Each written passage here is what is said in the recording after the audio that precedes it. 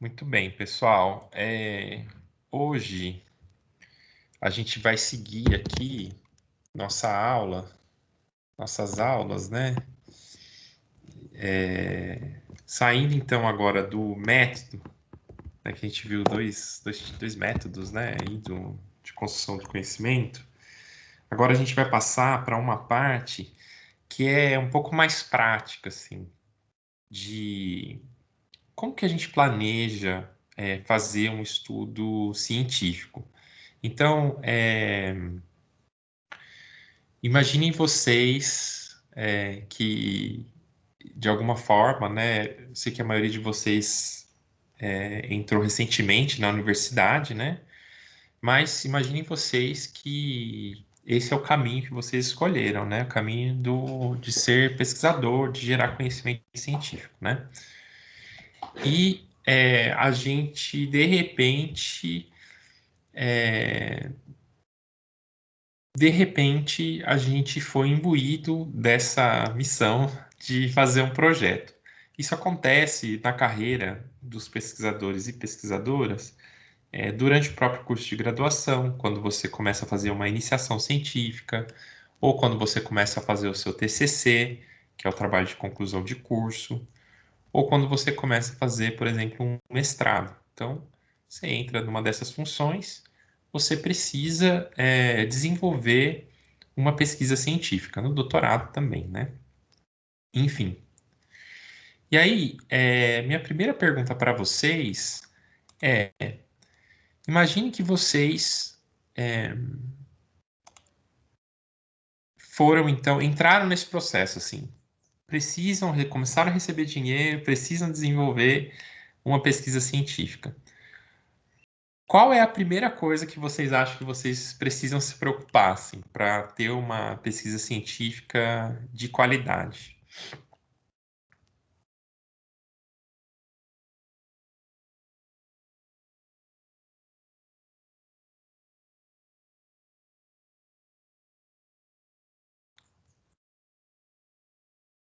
Vou até anotar aqui. Qual que é a nossa primeira preocupação quando a gente entra no projeto e a gente quer fazer uma pesquisa de qualidade? Qual o primeiro passo que a gente dá? Ó, deu uma atualizada aqui. Então, nossa aula é sobre estágios.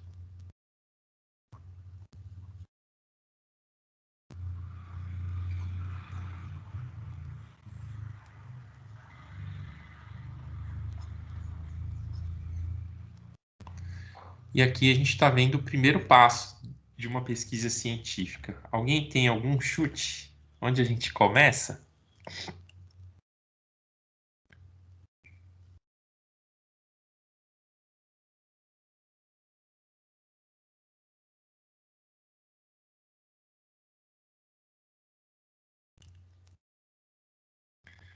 Ninguém vai falar, né? Então eu vou falar aqui. Primeira coisa, e acaba sendo a coisa, não é a coisa mais importante, mas é um passo nucleador da pesquisa científica, e principalmente na biologia, é a formação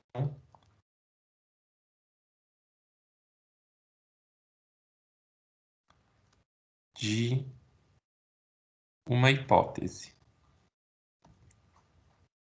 Aí vocês vão falar assim, nossa, Vini, mas o primeiro passo não é eu colocar minha roupa, né, colocar o meu jaleco, ir para o laboratório, ou colocar a minha farda, ir para o campo, tirar foto.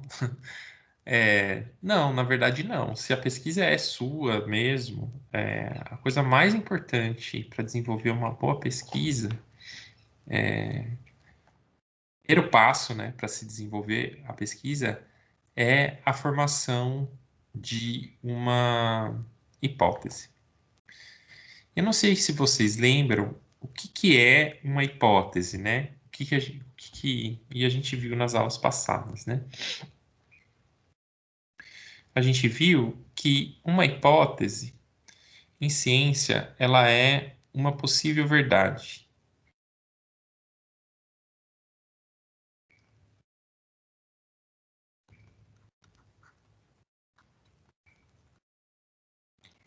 uma possível verdade, né? Ou uma visão de mundo.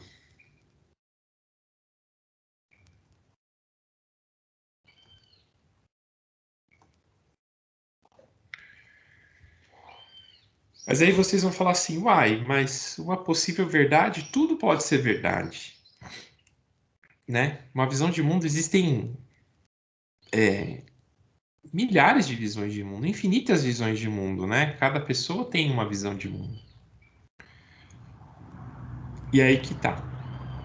Esse passo, apesar de ele ser o passo primeiro, ele é um passo muito difícil de ser dado, né?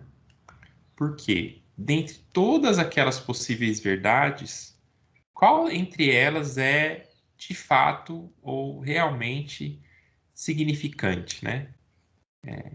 Qual delas que de fato tem impacto no mundo científico, né? Entre todas aquelas possíveis verdades. E vocês podem ter certeza que existe uma distribuição de, de impacto das hipóteses que estão aí no mundo científico, né? O que eu quero dizer que existe uma distribuição não uma distribuição não, como é que eu vou falar isso? Distribuição não aleatória. Vou dizer, o que eu quero dizer é que tem hipóteses que são mais impactantes ou que são mais interessantes de serem pesquisadas e outras que são menos, tá? E isso tudo tem a ver com esse primeiro passo que a gente dá, a gente assumir na nossa pesquisa qual é essa possível verdade que a gente quer investigar, né? E como que eu faço então? Pô, se existe no mundo hipóteses que são impactantes, que são interessantes, e hipóteses que são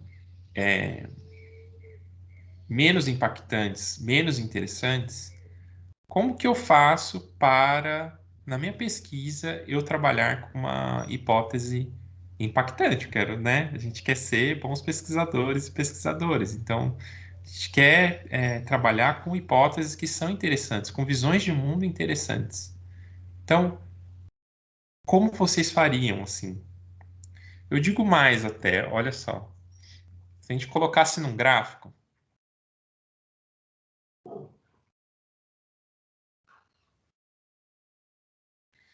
é,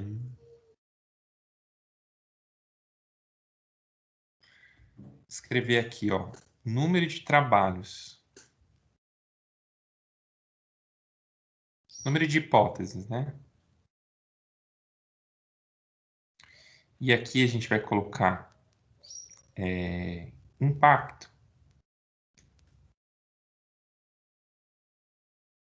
A gente vai descobrir que existem uma infinidade de hipóteses com impacto muito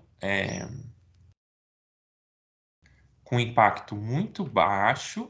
Então, uma infinidade de trabalho de hipóteses de impacto muito baixo e pouquíssimas hipóteses com impacto alto. Então, olha só, a gente quer estar nessa parte aqui da curva, né, gente? Sei lá. A gente quer estar aqui, ó, né? Queremos elaborar trabalhos. A gente quer estar nesse grupo seleto de pesquisadores que produzem hipóteses raras, mas muito impactantes, né? Como que a gente faz? É o nosso começo da nossa pesquisa. O que que vocês fariam, então, para estar nesse grupo seleto, né?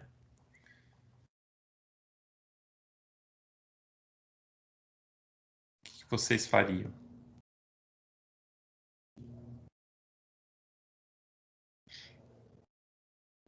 Eu usaria mais na hora de criar essa hipótese? Ser mais ousada, né? Então a gente comentou sobre isso, né? O cientista, por natureza, precisa ser ousado. Por quê? Isso que é a possível verdade pode ser que no final não seja, né? Isso é bem comum, né?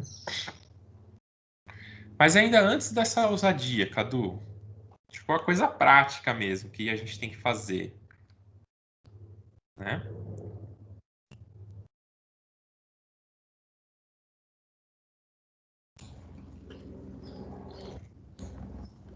Ah, tem gente que respondeu o chat, ó. Eu comendo bola aqui. Não, já tem tempo que eu respondi. Ah, Era a elaborar primeira uma coisa lá. pergunta? Ah, era da primeira? Fazer a pergunta era...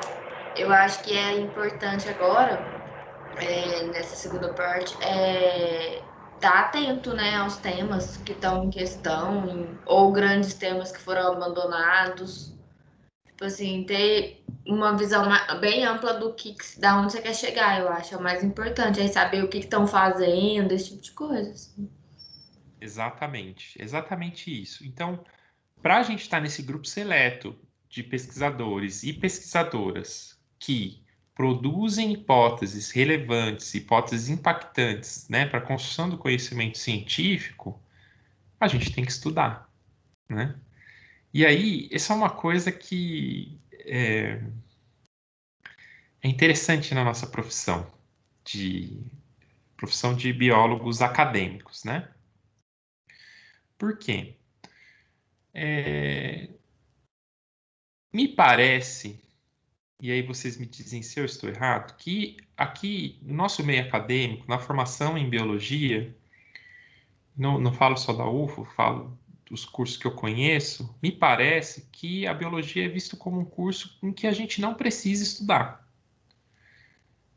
né? Então, se a gente olha, por exemplo, para um físico, nossa, o cara faz física, né? Caramba, imagina que doideira fazer um curso de física. Se a gente olha para alguém que faz um curso de química, fala, nossa, olha só, ela faz química. Putz, deve ser puxado, né? Agora, se a gente olha para alguém que faz biologia, a gente fala, ah, putz, aquele cara lá, vida boa, hein? Faz biologia, né? Estuda deitado. Então, existe uma cultura, assim, em relação à nossa própria formação, é, entre as ciências, né? Eu acho que a biologia fica biologia culturalmente está colocada abaixo de outras ciências, quando na verdade a biologia é uma ciência maior, né? Uma ciência única, que é só ela, né? Então tá, voltando aqui, gente. Damos uma digressão. Então, o que a gente precisa para ter hipótese relevante? A gente precisa estudar. Então, estudar o quê? Estudar tudo, né? Tem saída. Não dá para estudar metade das coisas. Então, se o meu tema de trabalho é X, eu tenho que ler ou tudo que está produzido no campo X. Idealmente, tá, gente? Idealmente. Mas, se o nosso objetivo é criar hipóteses relevantes, temos que estudar tudo. Mas a hipótese não vem diretamente do estudo, né? O estudo é como se fosse o substrato para a formação da hipótese, mas ela não vem dali. Vocês lembram que a gente comentou na semana passada que o método de formação de hipóteses é extremamente relaxado. Vocês lembram disso? É extremamente relaxado. Só que assim, não adianta a gente pensar que sem estudo a gente vai sonhar igual que Herculés sonhou com os anéis de benzeno, ou que a gente vai ter uma febre e vai descobrir a seleção natural igual Wallace. Isso não vai acontecer. Isso só aconteceu com essas pessoas porque elas tinham acumulado um conhecimento no tempo, muito conhecimento no tempo. E a gente precisa cuidar disso, né?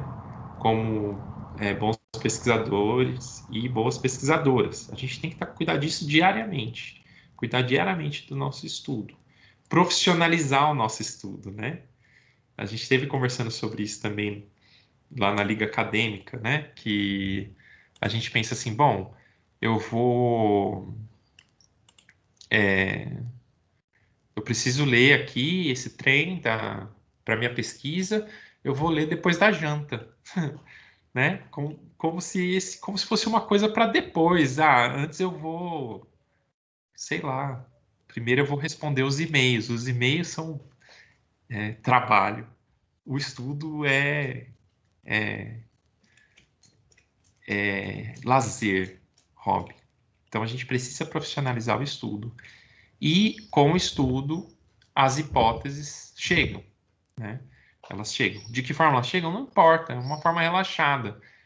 Você pode sonhar, nem sempre você sonha, tá, gente? Isso aí é uma coisa rara, assim, de acontecer, mas você chega, você faz conexão, o cérebro faz conexões entre um trabalho e outro, né? E aí a gente consegue identificar quais são os campos que estão em aberto na pesquisa, no tema que a gente vai pesquisar, tá? Algumas pessoas poderiam responder, né, a essa pergunta, qual é o primeiro passo que a gente dá? Dizendo, o primeiro passo que a gente dá é fazer uma pergunta na pesquisa. Então, para começar uma pesquisa, eu preciso ter uma pergunta. Mas eu queria defender que a hipótese, ela é mais importante que a pergunta, tá? Por quê? Porque a partir da hipótese, você consegue claramente perceber qual é a pergunta que o pesquisador está fazendo, tá? E você consegue também perceber claramente para onde, qual caminho aquela pesquisa vai trilhar. E a partir da pergunta não dá para fazer isso, tá? Então, a hipótese realmente ela é a parte, ela é nucleadora em um trabalho científico, nucleadora de um trabalho científico.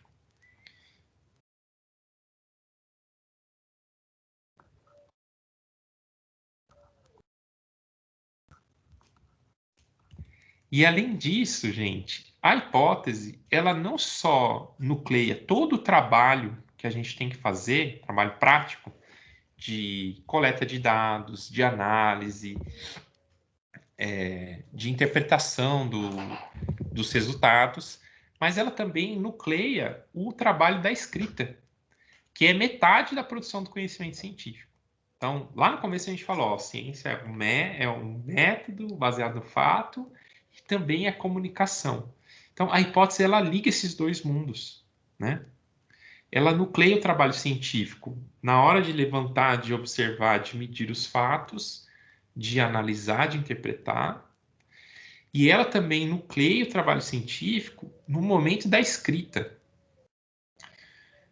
Então, se você chegou na parte de escrever o seu trabalho e você não tem claro ainda qual é a sua hipótese, isso é super problemático, porque você está sem chão. Ao passo que se você chegar na parte da escrita e você entende qual é a hipótese, né, você tem claro qual é a hipótese, você já tem aí uma boa parte do caminho andado, né? Então, o trabalho científico, inclusive do trabalho escrito. Maravilha até aqui? Então, agora vamos entender um pouquinho, detalhar um pouco mais como é a estrutura de uma hipótese, né? Na biologia,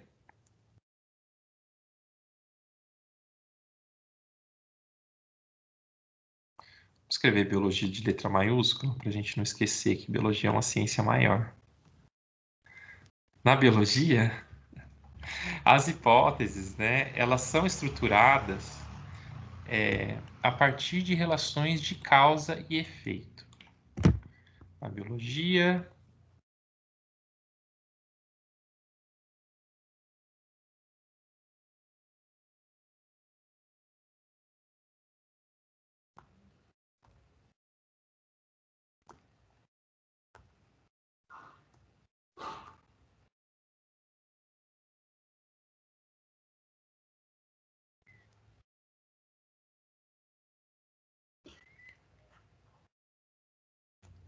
efeito, tá? Isso aqui é muito importante, gente, porque na biologia, como nas outras ciências naturais, o que a gente faz enquanto pesquisador é fazer a observação de um fenômeno. E a gente quer explicar aquele fenômeno natural, tá? E para nós, desde Aristóteles, a causa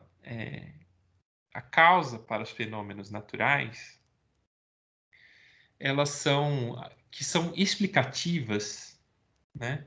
Elas são as causas eficientes. Não sei se vocês lembram disso, né? O Aristóteles falava que existem várias causas para o fenômeno. Tem as causas materiais, então fala, por que isso aqui é um tijolo? Qual é a causa de ser um tijolo? É o barro. Isso é uma causa material. Mas eu posso também responder, isso é um tijolo porque tem forma de tijolo. Então, isso é uma causa formal, né? Posso dizer que aquilo é um tijolo porque ele serve para construir uma casa. Então, isso é uma causa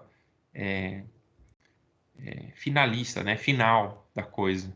Mas existe a causa eficiente, né? Que é a mais importante. Na verdade, na ciência a gente só trabalha com esse tipo de causa, que são as causas eficientes, né? Então, por que chove? Porque a umidade aumenta, né? Coisas assim. Por que que, por que que esse fenômeno é um tijolo? Porque ele foi feito por alguém, sabe? Para fazer um tijolo. Enfim. Então, a gente tem que estabelecer essas relações de causa e efeito. Por quê? Porque a gente quer explicar os fenômenos. Então, quando eu falo efeito, a gente está falando do fenômeno em si, biológico. E quando eu falo causa, a gente está falando de explicação do fenômeno. Então, na nossa hipótese, isso tem que estar claramente declarado, tem que estar evidente qual é a relação de causa e efeito. E, além disso, ser claro, né, elas devem ser simples.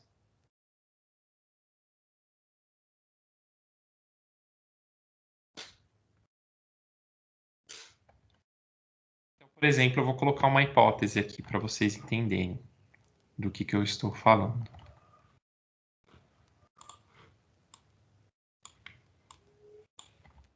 Aqui.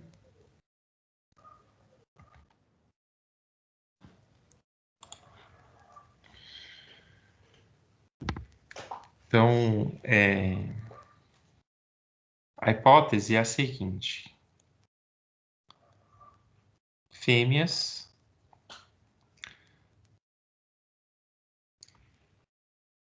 produzem mais descendentes quando comem a cabeça. Deixa eu puxar um pouquinho mais aqui para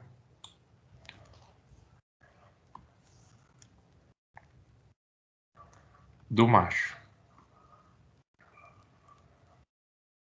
Tá? Então, imaginem aqui que, né, fui trabalhar com isso, né? Fui trabalhar com reprodução de gafanhoto e desses gafanhotos que comem a cabeça, né? Que as fêmeas acasalam e comem a cabeça do macho depois da cópula, né? E eu quero explicar esse comportamento. Esse é o fenômeno, esse é o efeito. Eu quero saber por que ele acontece, tá? Por que ele acontece? E, bom, uma possível explicação, né? Uma possível verdade para esse comportamento é que fêmeas que comem a cabeça do macho deixam mais descendentes, né? Então, por deixar mais descendentes, obviamente, os descendentes vão apresentar esse comportamento, porque os descendentes são sempre parecidos, né, com os parentais. E esse comportamento, então, ele se torna comum naquele grupo, né? Tudo bem? Porque, né, mais descendentes vão ter aquele comportamento. Então, aqui está uma relação estabelecida de causa e efeito, né?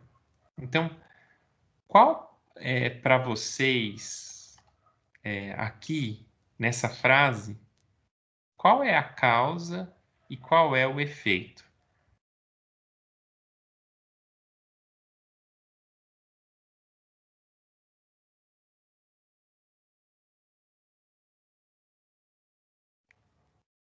Porque a causa é comer a cabeça do macho e o efeito é produzir mais descendentes? Perfeito. Cadu, você ia falar? Foi o Cadu que falou. Ah, é? Não foi a Amanda? Então, Amanda ia falar? Não, a Jéssica. A Jéssica, tá. Então, gente, olha só como está claro aqui, ó, está declarado de forma simples. Come a cabeça do macho.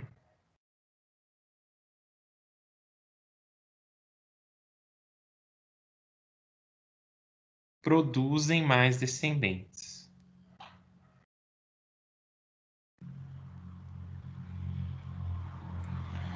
Então, isso aqui é causa. Isso aqui é efeito. Tá?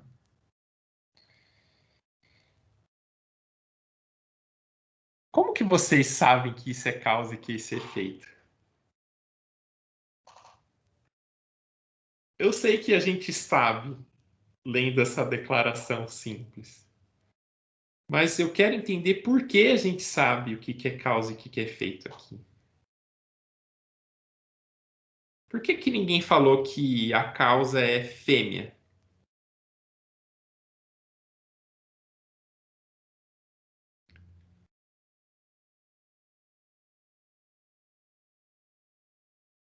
Porque, gente, tanto comem a cabeça do macho, quanto produzem mais descendentes, nesta declaração são variáveis. Tá? O que é uma variável? Uma variável é um fenômeno que varia, por incrível que pareça, né? E variar é uma condição necessária para a gente estabelecer relações de causa e efeito. Tá? Então, ó, isso aqui é uma variável. E isso aqui também é uma variável. São condições necessárias. A gente só estabelece explicação, relações de causa e efeito, a partir de fenômenos variáveis. Tá? Como que eu vou explicar isso? Vamos pegar esse fenômeno que é a chuva, né? Esse fenômeno natural que é a chuva. A gente sabe que existe uma relação entre probabilidade da chuva e umidade do ar. Como que existe essa relação? Porque eu percebo que em dias que estão mais úmidos, aumenta a chance, é mais fácil ter chuva. Em dias que estão mais secos, é mais difícil ter chuva. Então, a condição umidade variou de seco para úmido, e a condição chover ou não chover variou também. Então, quando existe variação entre dois fenômenos e essa variação está relacionada de alguma forma, eu consigo estabelecer uma relação de causa e efeito, eu consigo estabelecer explicação. Então, quando eu leio essa frase, está claro nessa frase que o que pode variar é a quantidade de descendentes produzidos e o que pode variar é a quantidade de cabeças comidas de macho. Eu não posso variar dentro dessa frase, eu não posso variar fêmea. Né? Não posso variar fêmea, eu não posso variar o quando. Então, na nossa hipótese tem que estar claro quais são as variáveis. Tá? E aí a gente chama, tá, gente? Isso é uma questão de nomenclatura. As causas, né, dentro da hipótese, a gente chama de variável explicativa. E o efeito a gente chama de variável resposta. Tá? E até aqui a gente está no campo da teoria. Tá? No campo da teoria. Então, essas duas variáveis são variáveis, a gente chama isso de variáveis teóricas, tá? Variáveis teóricas. A gente não consegue ir para campo ainda só com variáveis teóricas em mãos. Então, o que a gente vai precisar fazer agora é uma operacionalização da hipótese. Tá? Então, a gente vai precisar transformar essa hipótese em números, né? Em coisas que a gente pode medir. Tá? Então, quem vai comigo aqui, ó? O que mede a quantidade de descendentes produzidos?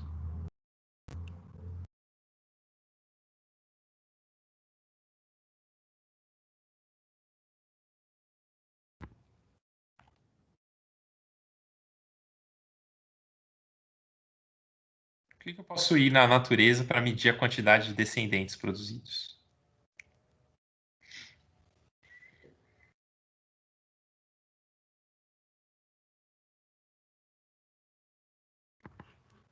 Ah, tô vendo aqui, tô esquecendo o chat. A quantidade de cabeças comidas? Não.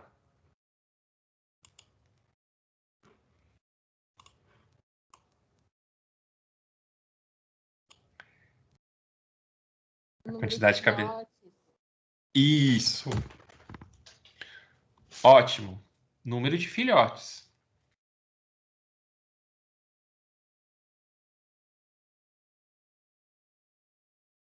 Então, eu posso ir lá e contar o número de filhotes, dar um número. 1, 2, 3, 4, 5.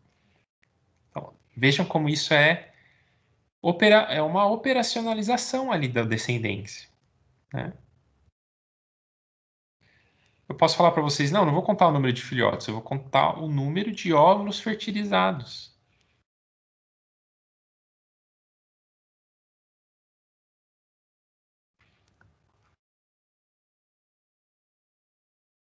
Né? Eu não vou contar o número de filhotes apenas, vou contar o número de filhotes que chegam até o primeiro estágio. Então, o número de filhotes no segundo estágio larval. Se é que gafanhoto não tem, né? Número de filhotes não tem larva, né?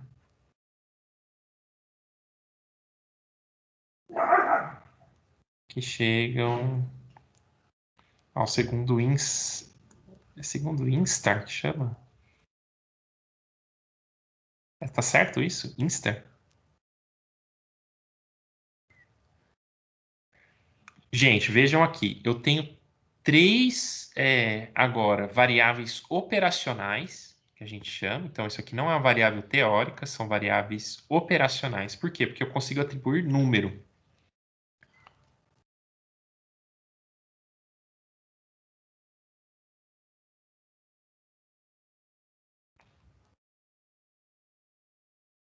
Né? Então, já não é agora, a gente já saiu do campo da teoria. E estamos entrando no campo do mundo real. É aqui que a gente vai encontrar com fato. Por quê? Porque eu vou lá e meço. Eu conto o número de filhotes, número de ovos.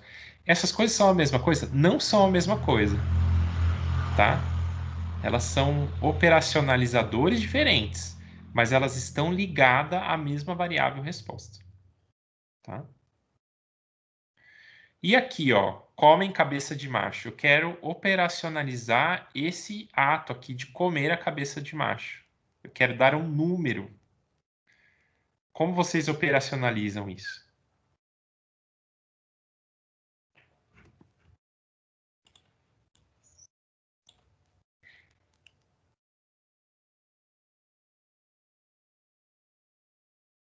Já tinha falado uma, né? Número de cabeças comidas.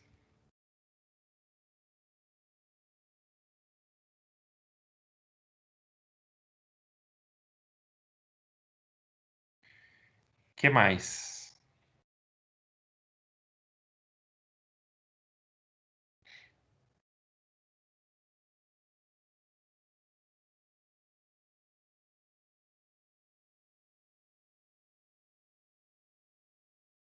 Aqui, chat.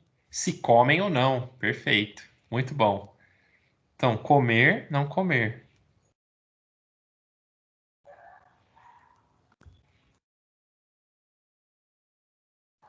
Posso medir o peso da cabeça comida. Então, vocês percebem que isso aqui também é uma operacionalização, né? Então, aqui a gente passou também para o mundo real. Quando a gente transforma, então, as variáveis teóricas em variáveis operacionais, a gente vai chegar no que a gente chama de predição. Então, ó, a partir disso aqui que a gente operacionalizou, a gente pode ter já uma predição. Predição 1. Vou escrever em verde aqui. Fêmeas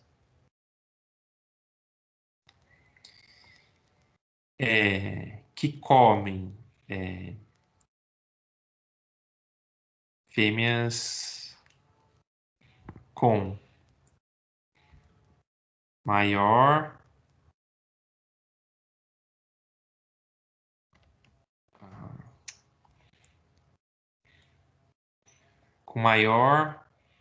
número de cabeças comidas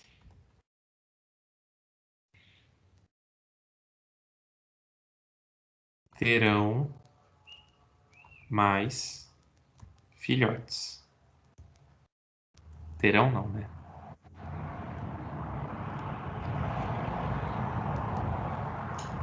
Tem mais filhotes. Tem mais filhotes. Quem consegue montar uma segunda predição?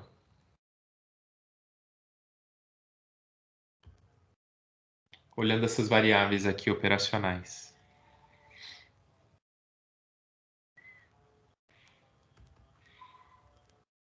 Fêmeas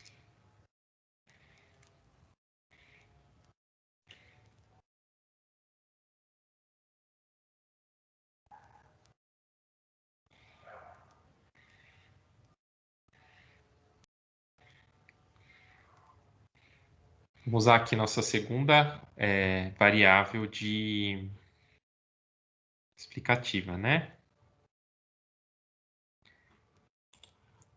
Fêmeas que comem cabeça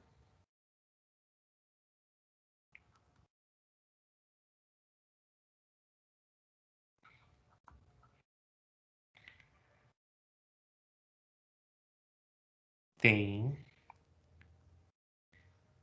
mais óvulos fertilizados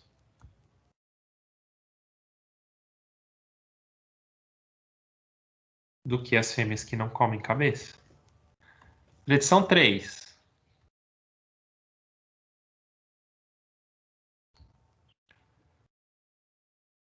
Fêmeas que comem cabeças mais pesadas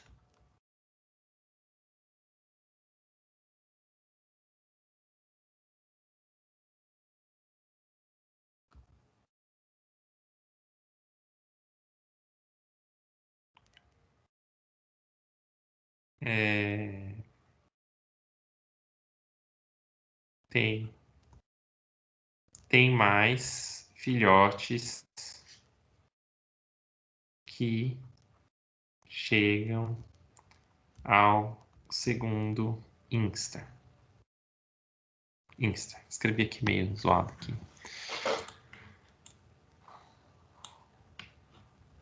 Predição 4. Fêmeas que comem cabeça têm um número de filhotes maior. Fêmeas que comem cabeça têm número de filhotes que chegam ao segundo instar. Fêmeas que comem mais cabeças. Enfim, gente, eu posso brincar com essas variáveis operacionais para fazer predições. Então, aqui tem uma coisa interessante, é que as predições, né, que são as predições são operacionalizações da hipótese teórica, certo? Então a gente está pegando aquela hipótese e colocando elas no mundo real, né? Colocando elas de forma que eu posso medir, tal. Essas predições, elas são únicas, porém são infinitas. Então, uma única hipótese, ela pode originar várias predições, tá? Mas aquela predição sempre vem de uma única hipótese. Entendem isso? As predições são únicas, mas elas são infinitas. Então, se eu falo para vocês, olha, e aqui a gente está fazendo uma dedução, né? Se eu falo para vocês, olha, as fêmeas elas produzem mais descendentes quando comem a cabeça do macho. Eu não posso falar para vocês, então os machos maiores comem mais. Vocês entendem isso? Não faz sentido nenhum. Então, sempre as predições têm que ser deduzidas de forma única a partir da hipótese. Então, fêmeas produzem mais descendentes quando comem a cabeça de macho. Se isso é verdade, então eu espero que fêmeas que comem maior número de cabeças têm mais filhotes. Mas a gente pode ir aqui para o infinito. Cabeças de volume maior, né? Que é uma outra forma da gente medir essa quantidade de cabeças. Proteína. Cabeças com mais proteína, outra forma, né? A gente pode ir para o infinito, né? Com as predições. Então, as predições, né? Uma mesma hipótese pode levar a diversas predições, mas essas predições elas são únicas, né? Aí, uma outra coisa também é que tem formas melhores e piores da gente fazer predições, tá?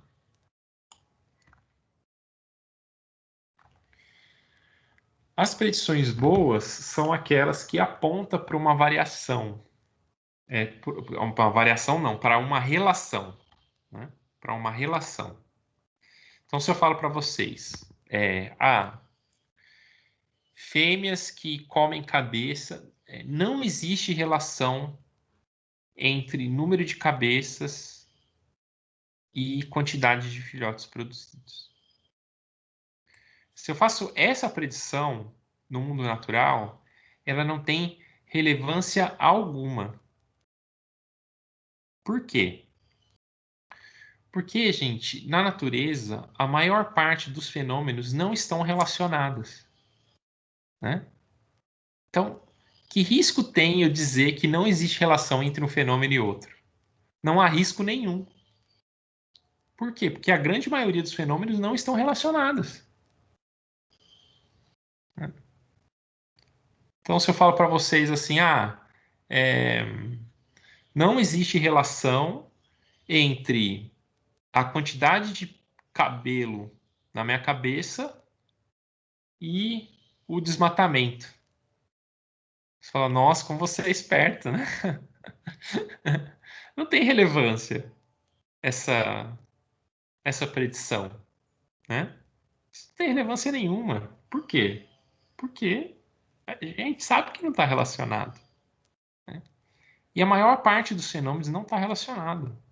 A chuva não está relacionado com o jeito, com a roupa que eu coloco, né?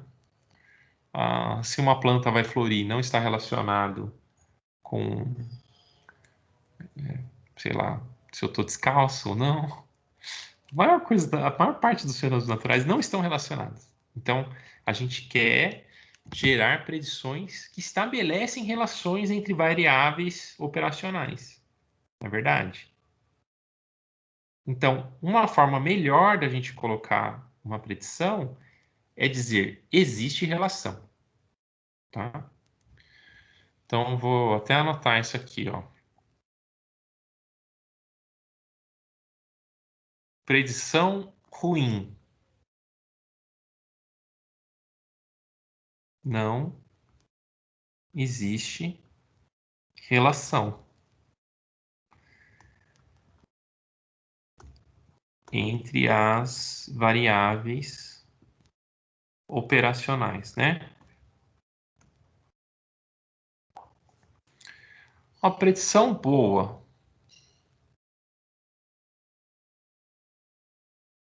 A predição boa existe relação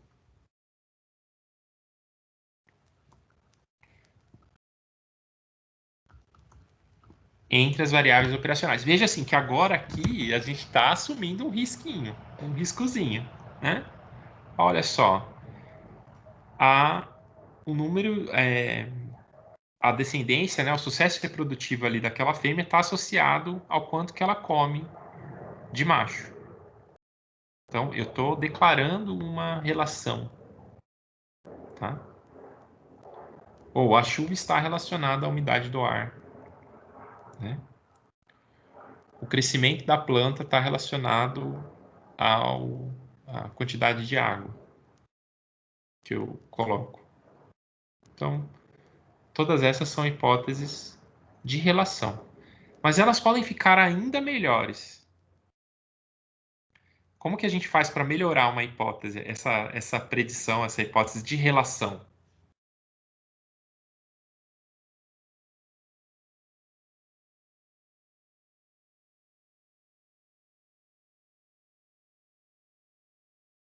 Como que a gente pode fazer para ter uma predição aqui, ó, ótima?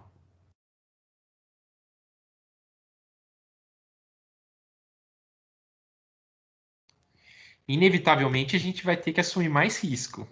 A gente vai ter que ser mais ousado para melhorar.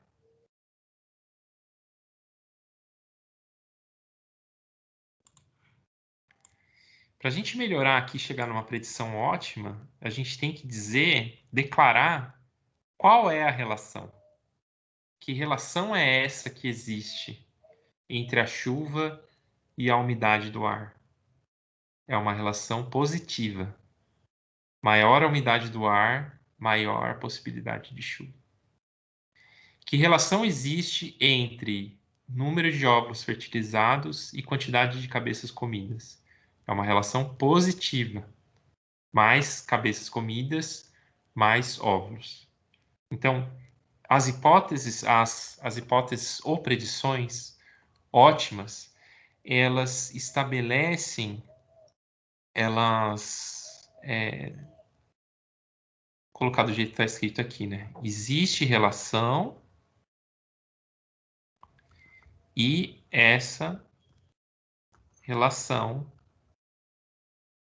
é tal. Né?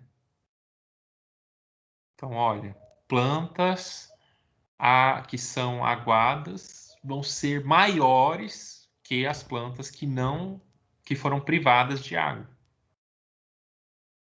Então, estou apontando uma direção dessa relação. Estou sendo muito mais ousado, estou arriscando muito mais. Tá? Então, isso é uma coisa importante da gente pensar, né? Quais são as relações. Como que a gente aponta uma direção? A partir do conhecimento que a gente tem, teórico, né? Olha, visto que é isso que já se sabe, né? Eu espero que a relação seja essa, entre esses dois fenômenos, entre essas duas variáveis operacionais. Tá? Tudo bem, pessoal? Até aqui? E uma vez que a gente tem a nossa hipótese em mãos, e isso aqui é um trabalho que pode demorar bastante tempo, dependendo da sua... depende da nossa familiaridade com o campo de pesquisa, né? Então, pode demorar aí meses e anos para a gente ter uma hipótese. Inclusive, tem pessoas que passam aí sem produção de hipóteses também, tá? Passam na formação aí sem necessariamente de forma clara, né, estabelecer as hipóteses de sua pesquisa. Mas com certeza não serão pesquisadores e pesquisadoras de impacto, né? Então, as pesquisas de impacto elas são baseadas em hipóteses, né?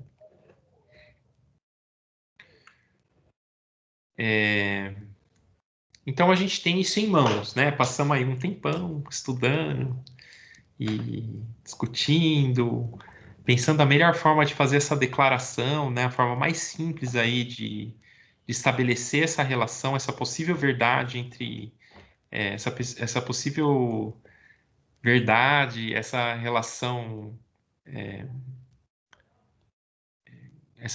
entre variáveis, né? A gente chegou nisso, estamos de acordo.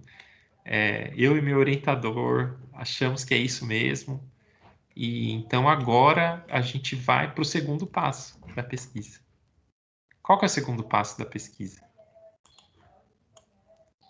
O primeiro passo foi formação da hipótese. Agora vamos para o segundo passo.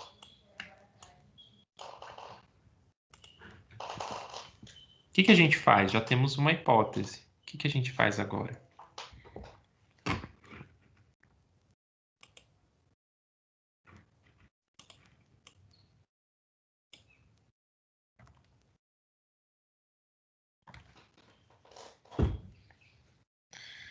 Agora a gente vai fazer uma coisa que é muito massa. Coleta os dados. Já vamos para o campo, será? Ainda não. Primeiro a gente precisa saber o que a gente vai fazer no campo, né? Então a gente vai desenhar o estudo.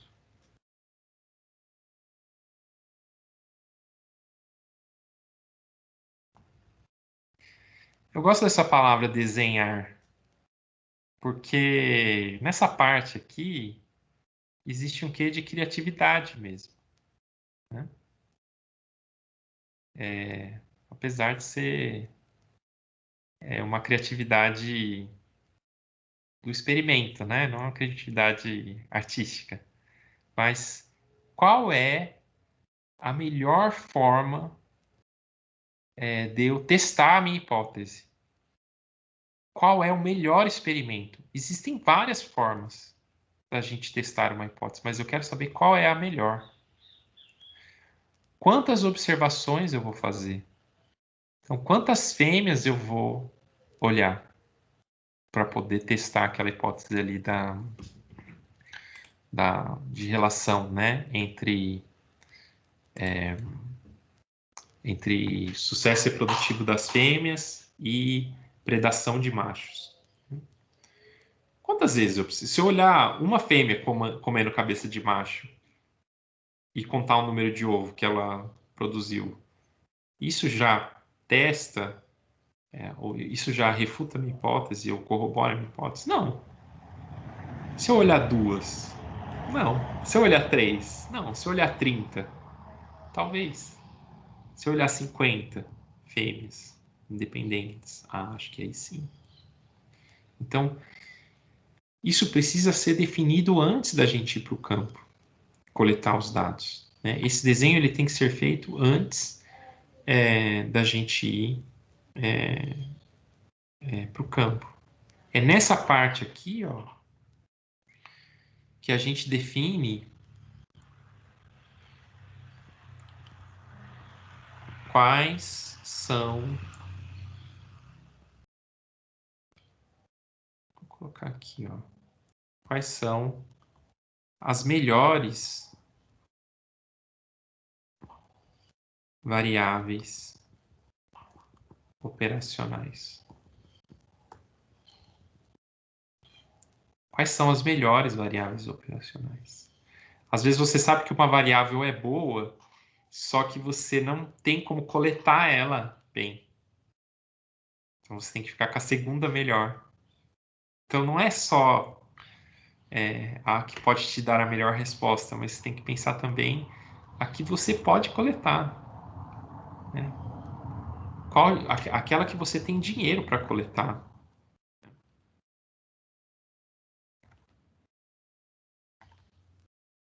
Quais são as melhores variáveis operacionais?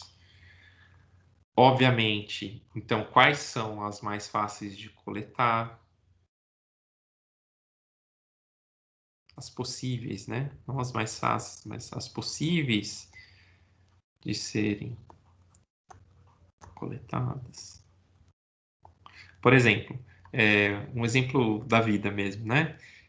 Um tempo atrás aqui a gente estava pensando um trabalho que a Lina também está envolvida, a gente queria a variável tamanho da flor. O tamanho da flor é uma variável teórica, né? Tamanho é uma variável teórica, tá, gente? E você pode operacionalizar tamanho pelo volume, pelo peso, né? Pela massa. Isso tudo é forma de operacionalizar. Mas a gente queria o tamanho da flor de milhares de espécies de plantas. Milhares, tá? A gente precisava dessa informação, desse fato, tamanho da flor de milhares de espécies. E as pessoas, né, não colocam qual é o peso da flor, não colocam qual é o volume de uma flor. E a gente não tem também acesso a essas milhares de plantas, né? As plantas que a gente tinha interesse ocorrem no trópico inteiro do globo. E a gente estudou e viu que talvez a melhor variável operacional para tamanho da flor é o comprimento da pétala, né? Então, essa decisão aqui, essa parte do desenho do estudo, ela isso é muita atividade do pesquisador. Às vezes a gente tem a ideia de que fazer pesquisa é uma coisa imparcial. Imparcial. Mas olha, a gente viu no ponto 1 ali que tem subjetividade. No ponto 2 aqui tem subjetividade também, tá? Então a gente tem que tomar decisões. Fazer ciência não é uma coisa imparcial. A gente sempre tem que tomar decisões, né?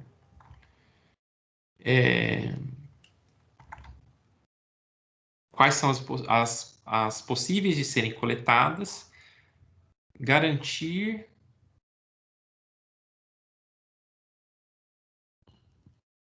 independência das variáveis.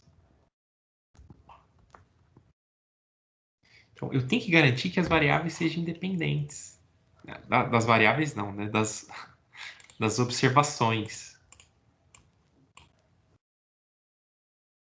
Ixi. Das observações. Ixi, meu quadro meio que parou de funcionar.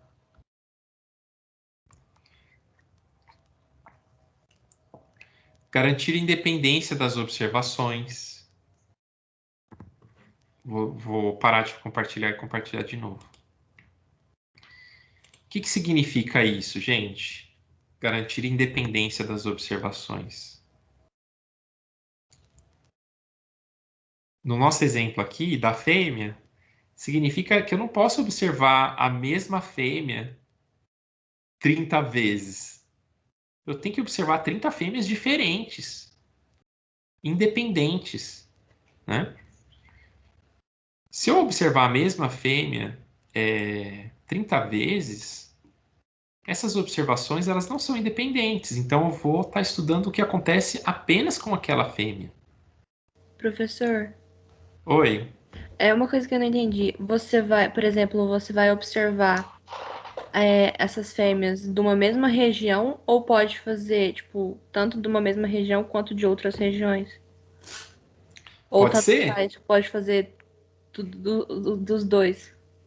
Tudo depende, Carolina, da sua hipótese. Se a sua hipótese ela está no escopo de uma única população, você pode fazer as observações naquela única população. Se a sua hipótese está no escopo de um único indivíduo, você pode fazer suas observações naquele único indivíduo. Agora, se sua hipótese está no escopo de toda a variação geográfica que aquela espécie tem, então precisa coletar em todos os lugares, né? Entendeu? Então, Entendi, sim. Obrigada. tudo depende da sua hipótese. Veja, Carolina, que a hipótese é o nosso refúgio na ciência, que é sempre para onde a gente volta. Então, como eu vou desenhar meu estudo? Depende da minha hipótese, né? Como que eu vou escrever meu estudo? Depende da minha hipótese. Então, sempre é o nosso lugar de referência, tá? E claro, a gente sempre quer desenhar o estudo, isso é uma coisa mais técnica. A gente sempre quer desenhar o estudo para aumentar o poder estatístico.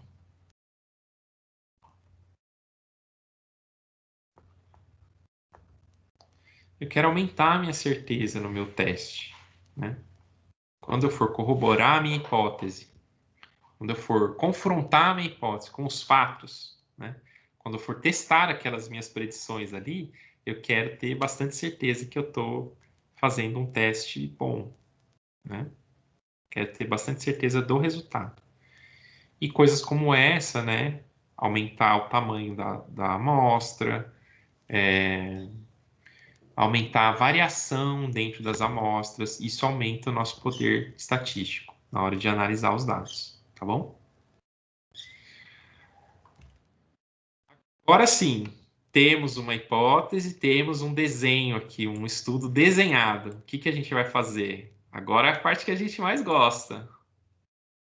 Qual que é? A gente vai colocar a nossa farda, né? Nossa farda de autoridade da natureza e vai baixá-la no campo. A gente vai abduzir os dados, né? Que também a gente chama de coletar os dados. Ou sentar a bunda na cadeira mesmo. É. Ou coletar no computador, né? Ou no laboratório. Então a gente coloca o nosso jaleco e vai para o laboratório. Isso aqui é a mesma coisa que uma abdução. Lembra que a gente falou na aula passada lá que os ETs apareceram? Foi aqui que eu falei, gente? Acho que não sei se foi aqui. Foi aqui, Vini. Dos OVNIs lá? Foi Sim. aqui, né? Aham. Então, a gente vai fazer a mesma coisa. Por quê? Porque aqui a gente está indo coletar dados, a gente está indo abduzir fenômenos em locais desconhecidos. Porque se fosse conhecido, a gente não pesquisaria. Então, necessariamente, a gente tem que olhar para lugares desconhecidos do universo, né? Então, a gente está indo realmente abduzir os dados, abduzir os fatos daquele tempo, daquele espaço, né? E essa parte também tem formas melhores e piores de se fazer, né? E umas dicas aqui são ter organização, né? Ter organização.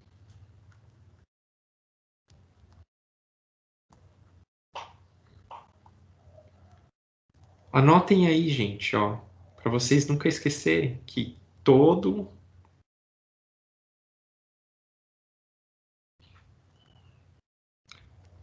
biólogo ou toda bióloga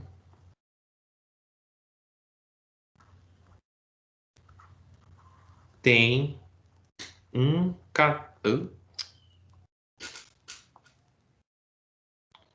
tem um caderno de anotações ao seu lado. Não tem como não ter. Aqui, ó. Trouxe aqui só para aula, zoeira, viu, gente? Sempre tem um caderno aqui na mesa que eu trabalho. Sempre tem um caderno. Porque a gente precisa se organizar, porque a gente esquece. Isso é muito... demora muito para a gente aprender essa coisa que é tão simples. Que é a gente anotar, né, a nossa coleta de dados, organizar as anotações, anotar as nossas ideias, né? E é incrível isso. Por quê? Porque se você pega os grandes... Você pega o Darwin, que é um grande naturalista, né, da biologia, ele produziu inúmeros caderninhos de anotação. As ideias principais dele estão nesses cadernos. Então, esse é um fato. E a gente acha que a gente vai conseguir lembrar das coisas daqui a 1 ano, 2 anos. Tá? Então, ter organização é essencial na vida do pesquisador e da pesquisadora. Tá? E isso é uma coisa também que a gente pensa, o estereótipo, né, do cientista e da cientista é um cara amalucado, não é? De cabelo em pé, tudo desorganizado. E isso não é verdade, não. Eu tive os professores que eram bem desorganizados, mas de alguma forma eles eram organizados da maneira deles, vamos colocar assim, né? Porque não tem jeito, tá? Sem anotar, sem ter seu caderninho, né? Sem ir pro campo, sem ter uma planilha anotado lá o que você vai coletar, não tem jeito. Se você vai para o laboratório sem um caderno em mãos, não tem jeito, né?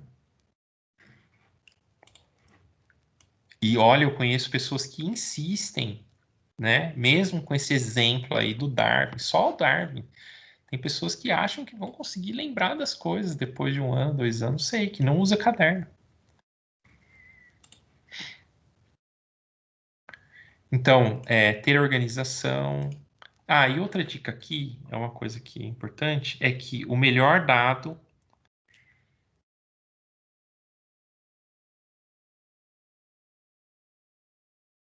não vale o menor risco.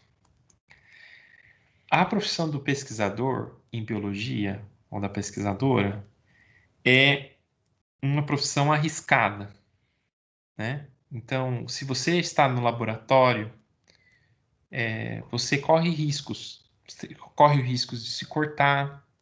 Eu, por exemplo, minha ex-companheira, durante a iniciação científica, trabalhando no laboratório, cortou a mão com bisturi, né? Preparando tecido vegetal, cortou a mão com bisturi e perdeu o movimento da mão. Então, e assim, uma bobeira. Então, se a gente está no laboratório, ambiente todo controlado, a gente corre riscos, né? A gente está exposto a reagentes. Se a gente trabalha mais no campo, a gente corre riscos de acidentes ambientais. Então, eu tenho um colega também que, no campo, teve um rolamento de uma rocha e ele teve o pé esmagado, né? Às vezes a gente pensa muito em acidente de cobra, né? Tem vários casos na biologia que vocês vão conhecer de acidentes de pesquisadores e pesquisadoras importantes no campo que morreram em acidente, tentando coletar dado, né? Que morreram mergulhando, por exemplo, que é muito comum, né? Que morreram de acidente animal, crocodilo. Morreram não, né? Mas sei lá. Tem um caso também de uma pesquisadora brasileira que perdeu uma perna, porque o crocodilo comeu a perna da pessoa. Então, saibam que essa parte de coleta dos dados envolve também um risco físico, né? A não ser que se você coleta no computador, o seu risco é só mental, que tem que cuidar também, né? E fica essa dica, o melhor dado não vale o menor risco. Então tá, nossa, 7 horas da noite. Falta só aquela florzinha para eu coletar. A última flor do dia. E ela tá lá em cima da árvore. Falta só 3 degraus para eu chegar nela. Eu tô cansado, mas nossa, vai finalizar meu trabalho. Não vale a pena. Não vale a pena. Você pode se acidentar, né? Então, sempre trabalhar com segurança, né? Com o máximo de segurança possível. Com os equipamentos de segurança. Então, entrou no laboratório, jalequinho, calça, sapato fechado, né? Quando for o caso, luvas, óculos, touca, quando for o caso. Foi para o campo, calça, sapato fechado, perneira, chapéu, né? O sol é um grande inimigo, né? No campo, água, né? Enfim, essa é uma dica importante aí nessa etapa. E aí coletamos os dados, hein, gente? Temos aqui nossa planilha cheia de dados. Qual é o próximo passo?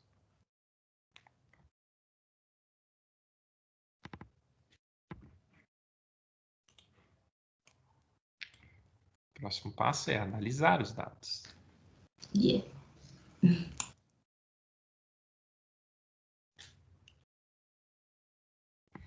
Analisar os dados, né? E aí aqui está uma parte que, em geral, a gente não gosta muito, né? Já, poxa, eu vim para biologia para ser biólogo, não para analisar dado. Isso não faz sentido nenhum, gente, porque qualquer cientista tem que analisar os dados, você tem que olhar os dados, tem que olhar, né? Olhar os padrões, olhar o que os dados, o que os fatos dizem, né?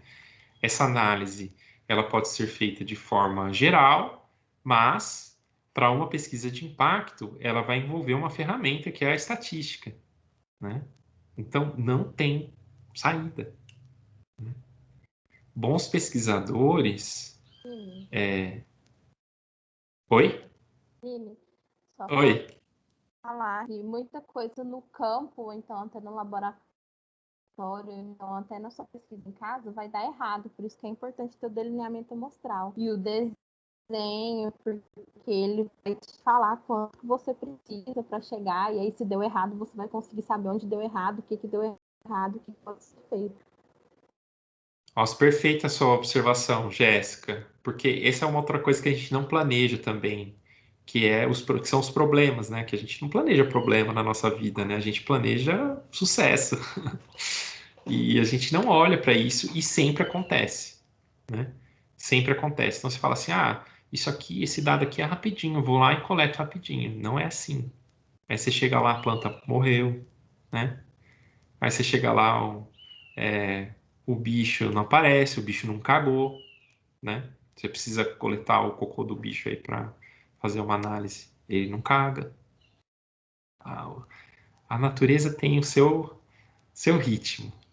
Se você trabalha com os bichos, o ritmo é parecido. Se trabalha com plantas, o ritmo é um pouco mais devagar, né? Se você trabalha com biologia molecular, parece que é um pouco mais rápido, apesar de dar vários problemas também no laboratório. Então,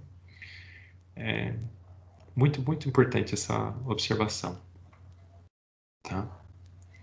Mas supondo aqui que a gente está, né, com todos os dados em mãos aqui, e a gente vai analisar. O que a gente faz? O que é importante para a gente analisar dado? Importante é ter um amigo. Mentira, gente. A gente precisa de um amigo estatístico? Não. A gente precisa aprender estatística.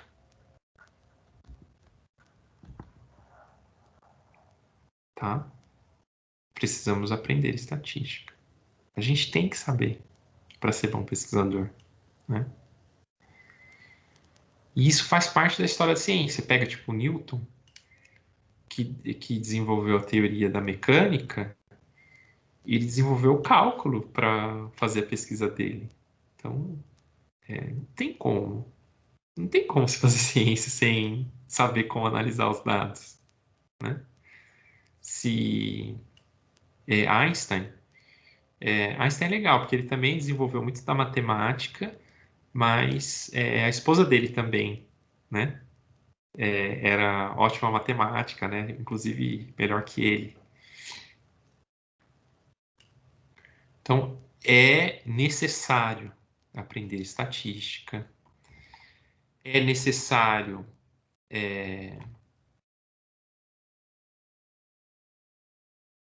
colocar aqui estatística, matemática. É necessário aprender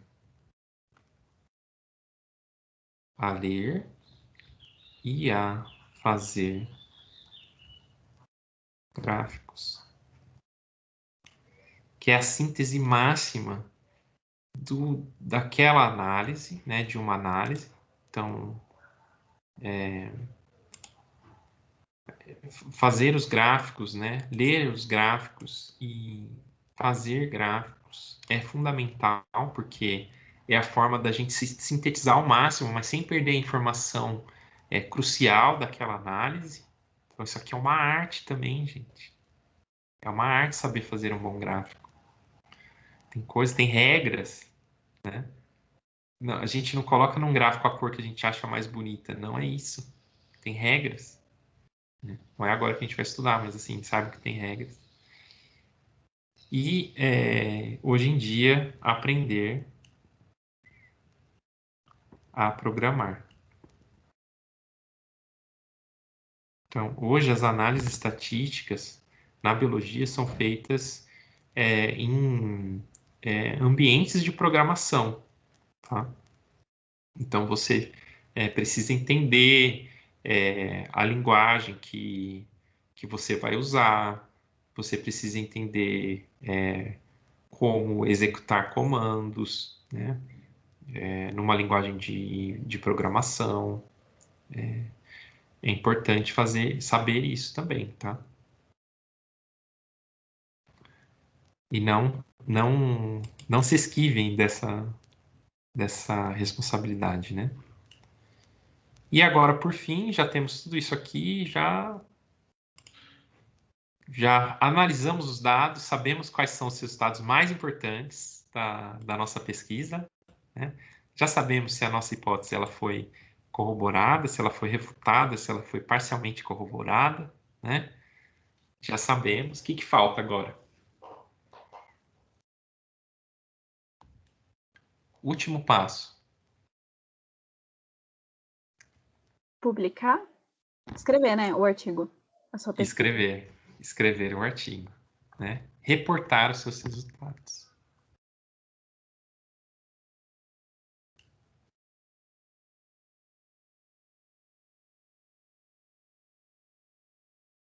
E, de novo, isso aqui é uma arte.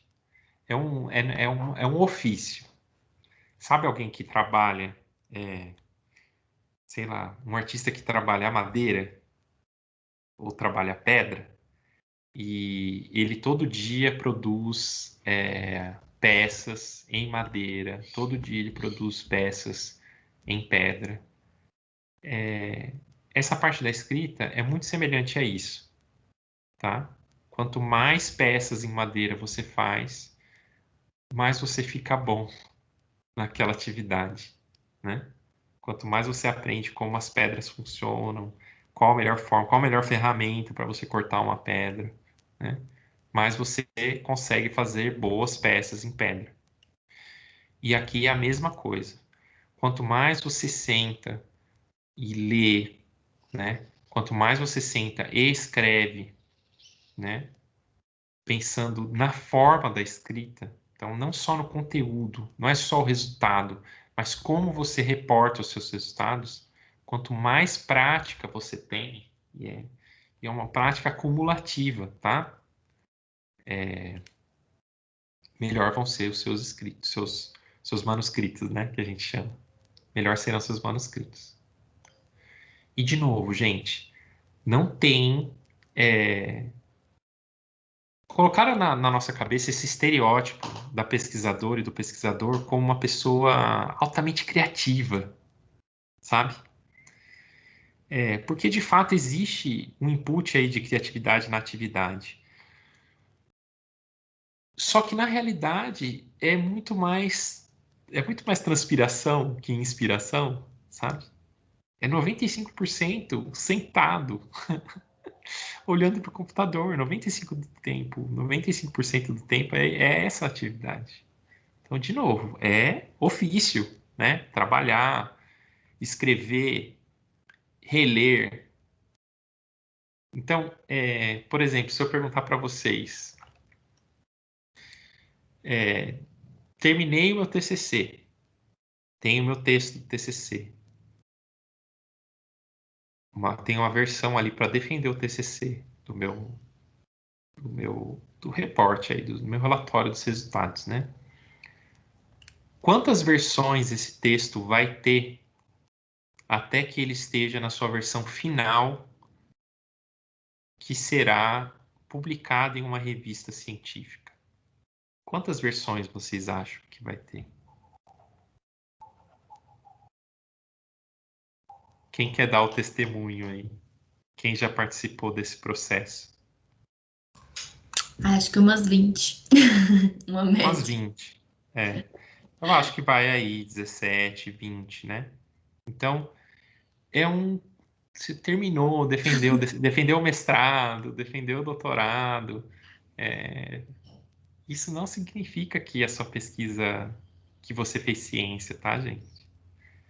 Fazer ciência é você publicar os seus resultados em revistas em que existem um processo de avaliação pelos pares. Isso é ciência, que é aquela parte da comunicação. Então, o trabalho precisa ser avaliado.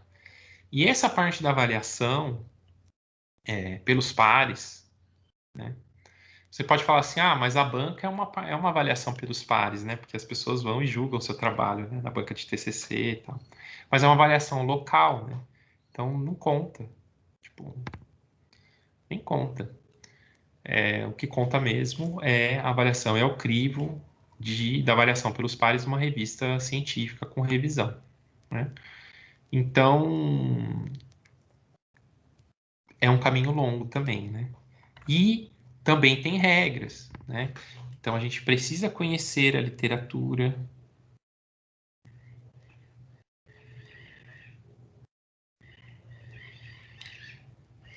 Em forma e conteúdo. A gente precisa entender a estrutura de um artigo, né? Como é escrito. Então, tem uma introdução. Essa introdução, o primeiro parágrafo é de um jeito, o segundo é de outro, o terceiro, o último parágrafo é de um jeito específico. Então, não é uma coisa que você senta e escreve assim, e rapidinho, igual uma dissertação, tipo um texto, né, de dissertação. Não é isso.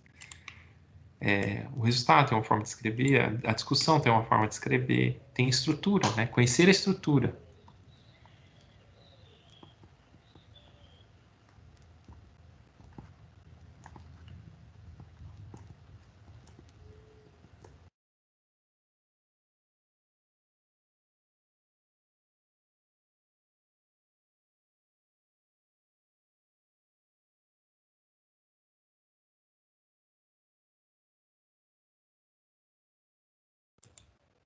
Alô? Alô? Estão me Oi. ouvindo? Oi, Sim. estamos. Aqui deu uma pane aqui. Então, conhecer essa estrutura, a macroestrutura, né, que a gente chama, que é a introdução, material e métodos, resultado, discussão, mas também conhecer a estrutura micro, como é uma boa sentença de um artigo científico, né? Então, qual é a ordem? A ordem direta, né? E também, a lousa está abrindo, mas aqui vem outra necessidade também, gente. Mas aqui eu estou para falar para vocês, como as coisas são e não como elas deveriam ser, tá? Fico triste em escrever isso aqui para vocês, porque não é minha língua, mas é necessário aprender inglês. né? Espero que um dia a nossa língua seja uma língua em que se faça ciência de impacto, né? Mas eu acredito que esse dia não chegará enquanto eu estiver vivo, porque existe um domínio da língua inglesa no campo científico e é assim que a gente se comunica. Essa é a língua em que se comunica a ciência, tá? Então, outra necessidade. Se a gente pensa em ser pesquisadores e pesquisadoras de excelência, tá? Tudo isso você dobra ou multiplica por a gente estar em um país subdesenvolvido do ponto de vista científico, né? Então é importante a gente ter em mente já isso desde o começo da nossa formação, né? Tá, então aqui, e aí acabou. Se você publicou o seu trabalho numa revista, ele agora você pode falar, sou cientista, né? Fiz ciência. Fazer ciência é isso, é você observar os fatos, né, através de um método e publicar os seus resultados, né? Publicar a sua ciência comunicar a sua ciência em espaços especializados, né? Que passa por revisão. É isso que é fazer ciência. Qual desses, minha pergunta aqui para a gente acabar, qual desses passos é o mais importante de todo o processo? O 1, o 2, o 3, o 4 ou o 5? Qual é o que garante que a sua pesquisa vai ter qualidade, vai ter excelência? É o 1? Então, se você tiver uma boa hipótese, não importa seu desenho. Não, Todos são importantes, né? Todos vão garantir, um só não garante. Mas hipótese, porque é a parte dele que você controla os outros. eu acho que o 1 é o, tipo assim, o ponto inicial importante, é a boa hipótese. Mas aí o resto tem que ter a sequência bem feita também, senão não adianta ter uma boa hipótese e morrer na praia. Então, o 1, é isso, gente. Não tem que falar qual é o mais importante. Ele é um justamente por isso. O 1 eu acho que é o nucleador, é o referencial, assim, né? Mas tem um ditado que vale muito a pena aqui, a hora de responder essa pergunta, que é: a corrente se rompe no elo mais fraco. Então, a força da corrente é dada pelo elo mais fraco. Então, se você tem uma corrente, você estica, onde ela vai se partir?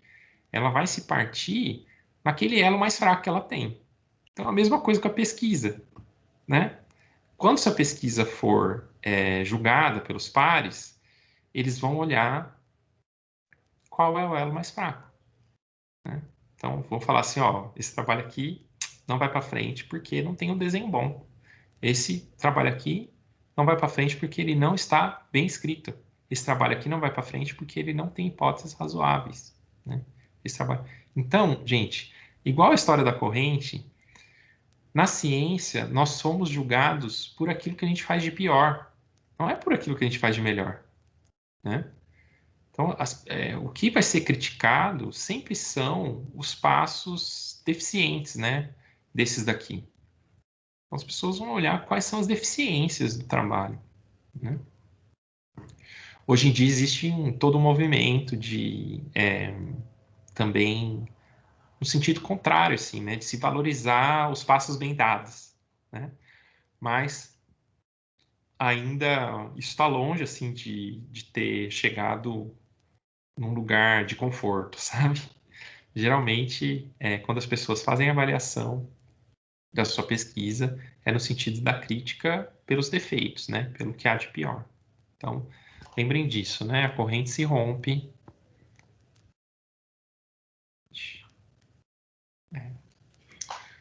Vou anotar aqui, vou aproximar um pouquinho para anotar essa frase, para a gente ir embora com ela.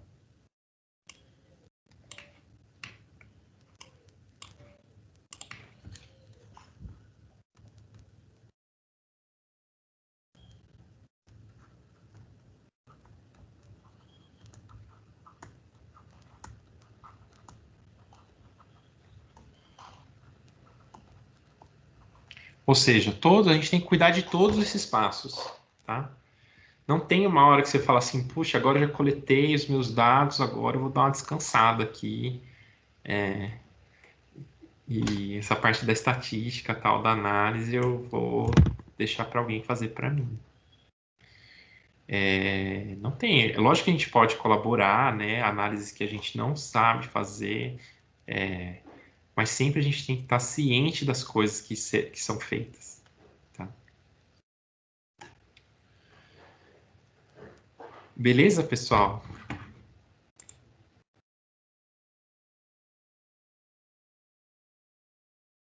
Isso, e depois tem isso também, viu, Edgermes? Depois que publica, que você vai ver se o trabalho vai ser bem aceito na comunidade, se ele vai ser bem citado, né? Mas, em geral, tem um fenômeno incrível, assim, que quando você publica um trabalho, você nunca mais volta a ler ele. Porque você está tão cansado de tantas vezes que você já leu e releu, né? Mas você acompanha ainda o que as pessoas estão fazendo com aquela informação, né? Se estão citando, se estão gostando, né?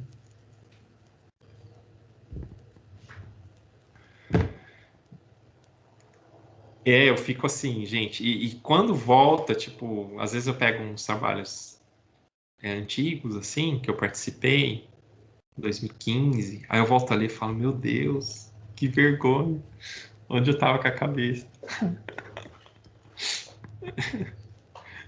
Então as coisas mudam também, né? Como que deixar isso passar? As coisas vão mudando, né? Espero que para melhor. Tá bom, gente? Vamos lá?